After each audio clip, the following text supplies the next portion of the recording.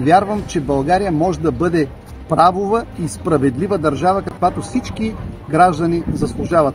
Аз се боря за това и с ваша подкрепа заедно може да го постигнем чрез провеждане на задълбочената съдебна реформа, за която отворихме вратата чрез промените в Конституцията, но не успяхме да довършим.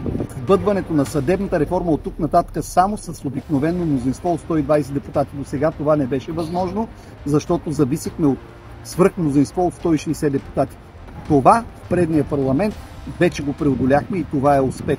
В краткия парламент успяхме да постигнем доста важни неща, да увеличим пенсиите, да увеличим доходите на хората. От тук нататък остава да приемем в следващия парламент изцяло новия закон за съдебната власт от 500 страници над 200 параграфа, вече готов, подготвен за гласуване, да подменим регулаторите с изтекал мандат, някои от които вече карат втори мандат, за който въобще не са били избирани, а от тях зависят цените на стоките, цените на услугите, това, което всички се оплакват, че не е посилно по стандарта на българските граждани, а също така и много важно службите за сигурност.